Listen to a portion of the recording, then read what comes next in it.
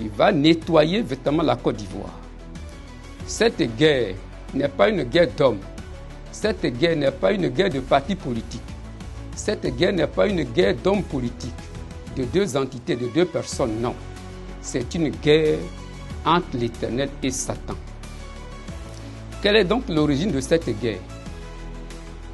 Parce que quand Dieu a choisi l'Israël, il a pris l'Israël d'Égypte pour aller à Canaan. Dans le désert, Exode 19, verset 6, il dit « L'Israël, tu seras pour moi une nation de sacrificateurs et une nation sainte. » Alors si l'Israël avait obéi à cela, Deutéronome 28, verset 1 à 14, l'Israël allait être une grande nation sur la terre. Mais cela n'a pas été le cas. Alors l'Éternel a laissé l'Israël, il a pris la Côte d'Ivoire. Satan l'ayant su, il va donc dévancer le temps de Dieu. Et Satan a pris possession de toute la Côte d'Ivoire. Il a fait pécher les Ivoiriens et les étrangers résidant dans ce pays. Homme marie homme, femme marie femme.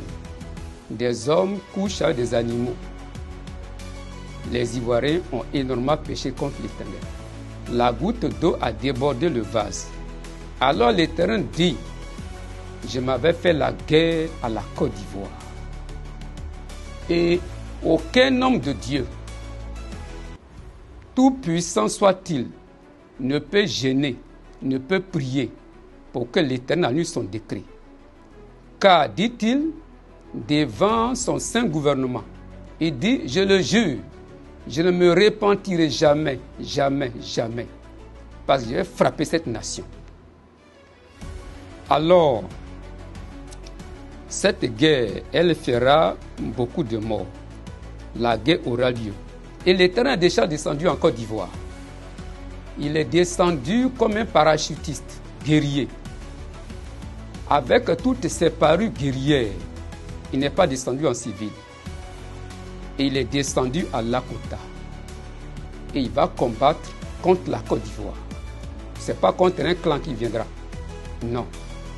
Mais il va combattre contre le péché. Contre tous ceux qui ont péché contre lui. Au sortir de cette guerre, la Côte d'Ivoire sera presque vide. Bien aimé. Et il va fonder une nouvelle nation. Il appelle donc les Ivoiriens à la repentance. Cette repentance-là, ce n'est pas pour que la guerre s'arrête, pour que la guerre n'ait pas lieu. Non. Mais cette repentance, c'est pour qu'il y ait moins de dégâts.